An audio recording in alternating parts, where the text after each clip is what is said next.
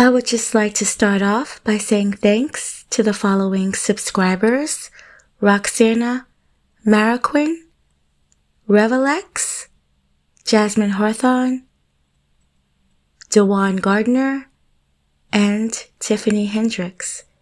Thanks for becoming a dark one. My mom used to say this a lot: don't cry over spilled milk.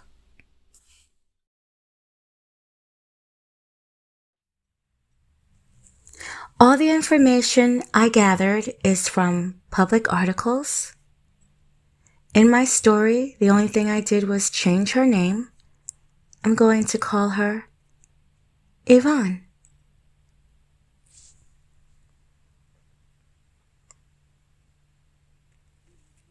Kissimmee, Florida. Yes, I'm going to call her Yvonne, and I blurred out her pictures. I know they're easy to find. Her story went viral, but in some weird way, I want to still protect her. While I was gathering information for this video, I ran across this picture. Someone had posted it, and they basically said that she was gay now, or gay then. Even so, I can understand that, sort of. But I'm really jumping the gun. I actually have to go back. Way back. So here goes. Pookie's first arrest was at 12 years old. He had an assault charge. 37 more charges would follow before 1993. Burglary, auto theft, grand larceny, and armed robbery. William Pookie Griffin entered the adult court system in 1994. He spent 2 years in prison on cocaine charges, aggravated assault with a weapon, aiding escaping charges. He was well known around these parts of Kissimmee, Florida. On April 11th, 1999, just 2 years before Pookie would be arrested again, Anthony Bad Jones was an 18-year-old Osceola high school football player, a member of the Cowboys, spelt with a K, state championship team. He died 2 weeks before being injured in an aftermath of a drug deal gone wrong. This happened on McLaren Circle, a place known for its criminal activity and below poverty wages at the time. A murder in which no one was even charged for it. Now Pookie, 24 years old, was arrested for shooting a 16-year-old in the forehead. It was no doubt it was him. Everyone in the neighborhood informed the police that it was Pookie, down to his own relatives and his pregnant girlfriend Donna. Pookie pled guilty to shooting the 16-year-old who died 9 hours later at McLaren Circle, the same place that Pookie's cousin Anthony Bad Jones was shot at and died as well. Pookie is looking at 30 years in this shooting death. Pookie had went on a robbery crime spree that evening that ended up in the death of Isaac Jones. Isaac Jones was a 16-year-old young man who washed cars, windows, helped drunk men out. He did anything to get the money that he needed legally to pay for things like sneakers, saving for a car. But his biggest dream, his mother said, his biggest dream was to play professional basketball at Duke University. But again, his life stopped at the Orlando Regional Medical Center because of Pookie. The judge sentenced him to 7.5 years, but he could be out in 13 years. Isaac's mother, Debbie Johnson, she said this, quote, "It's not fair. I visit a grave. He deserves life," end quote. Pookie's mother Bobby Jean Jones, she said that she knew that Debbie Johnson was hurting. She was hurting too. She said that she knew her son had been in trouble with the law before, but never anything violent. She felt something was wrong with him, mentally. Pookie's lawyer suggested a prison with a mental health facility. It seems that witnesses on both sides, they hadn't came to court. His sentence was lessened to a manslaughter charge. It was said it was the best alternative. So, he was locked up. I honestly can't tell you what the lives of Yvonne and her mother were like while Pookie was locked up. Yvonne probably knew that her father was locked up. She may have even known why. Yvonne, pretty much like most of the young society, has grown up on the internet. Everything they do, say, and feel is posted on the internet for everyone to see. Good, bad, and it's going to be judged, right? And even if you delete it, trust, it's still there. She plays with her friends at a very young age. She's like around 12 around this time. She even has a little boyfriend. I mean, it seems harmless, and it's very age appropriate. Meanwhile, her father has been in prison now for over 11 years with a prison tat that reads, quote, "Killer Thug," unquote.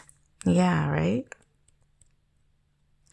I guess he's thinking about the child that he created. When and if he'll ever be able to see her.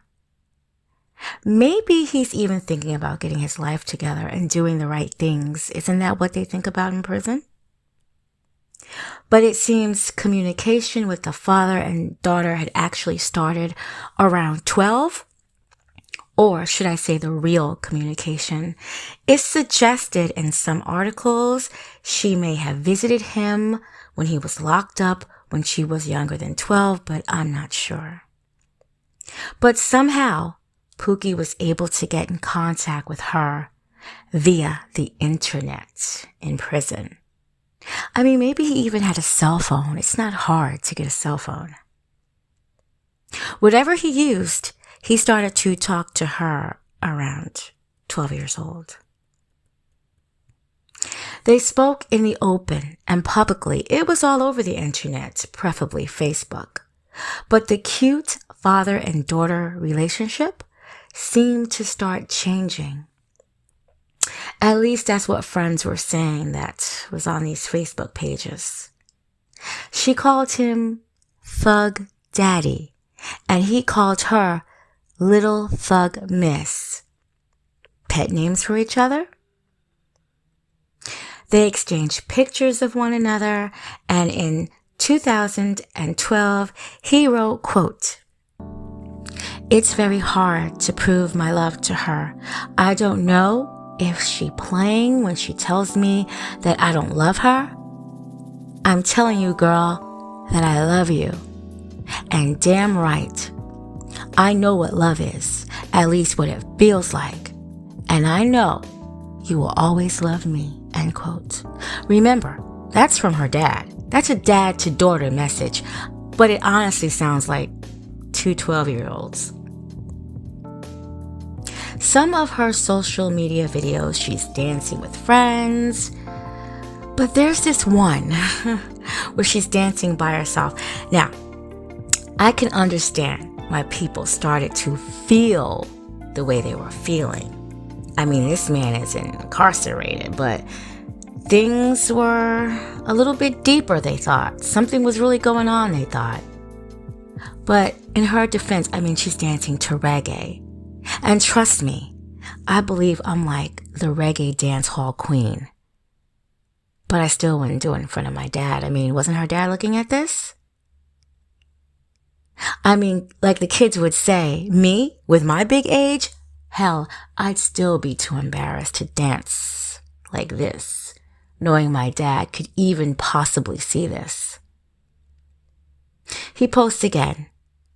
Predator and prey, the way of the world. Yes, that's a quote from Pookie, Killer Thug.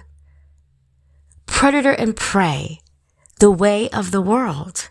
Was this like a rebuttal for what people may have been saying about them too? Because if Pookie felt like a predator, who was the prey? When I tell you Yvonne was all over the internet, she was. Everything from dancing to singing. And honestly, I found a video of her singing on YouTube, and it's not half bad. She actually has a nice voice. Now, while Griffin was still incarcerated, Yvonne's life began to go down the wrong path. She started cutting class, smoking weed, bringing home bad grades. I mean, was this all because she didn't have a father figure in the home, or was it much more? On Yvonne's 13th birthday, her father would post a collage onto his page. I can't tell you what he said word for word, but he spoke about how mature and how good she looked. She was 13, and this is her daughter. He also told her that, be strong, and he told her that he would be home soon. So yeah, people were really speculating. She posted, quote, "Daddy, I love you with all my heart. You are my world. God comes first, then you, then me.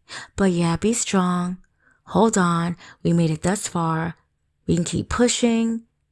It's coming close. You're going to be home soon. But I love you. Bye." End quote. In 2014, Pookie was released, and he was back in her life, and the two were at their happiest. Yvonne was a cheerleader for her high school, and he would go and watch the games and support his daughter cheer. A lot of people who knew Griffin and Yvonne, they thought that something else was going on. They actually thought that the two of them were in a relationship, like they're having sex. Family members actually believed that something sexual was going on with Pookie and his, at now 14, 15-year-old daughter.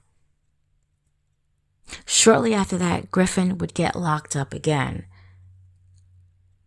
I guess some people were relieved, right? And this time he had to do 3 years. But the father and daughter, they still communicated while he was in jail. He was released when Yvonne just turned 17. This picture right here, this is a picture when he had just got out of jail with some other people from the family. And she would write on her Facebook page, quote, "Despite everything, I love you more. You have not been there for the first 16 birthdays, but you were definitely there for the 17th. I enjoyed it. And thanks for the gifts.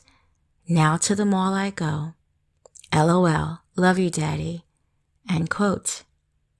A month later, on October 2017, Yvonne would share a post. She was pregnant, and it was a baby girl that she was carrying. Mouths drop. Did Griffin? Did Pookie? Did he father his own child with his daughter? If the family thought about that, a baby shower was still thrown for Yvonne, and her father was right there touching her belly like the proud grandfather. Were any questions asked like, "Hey, Yvonne, who's the little boy that got you pregnant?" I don't know. Yvonne's due date was 3 weeks to the date that her father was released from prison.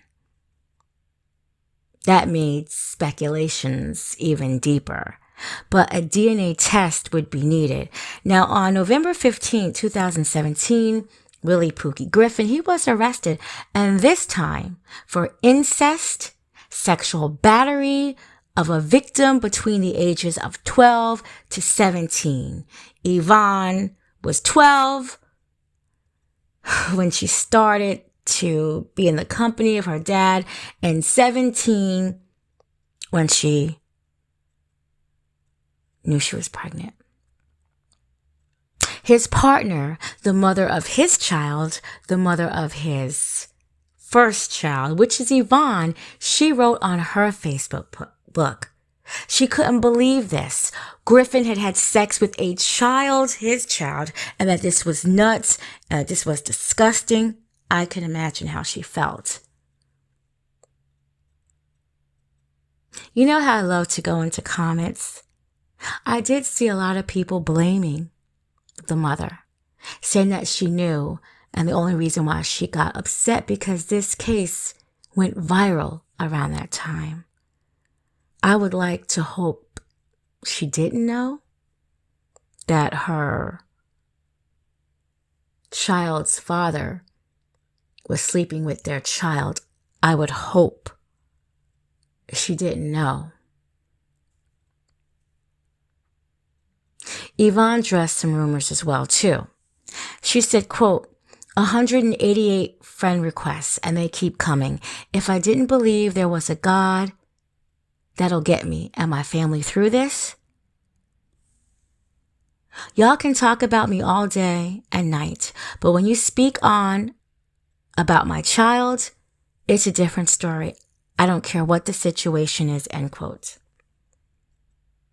The reason why I decided to post a picture of our daughter, it's because she did it first. But besides that, Ava should be 6 years old now in 2022? And I'm sure she doesn't look like this infant anymore in this picture. And the picture is not like it's an upsetting picture. She has a little breathing tube in her nose, and I've seen babies with that. So it's not like it was a dramatic picture, but she did post the picture, and she spoke about how proud she was of her baby.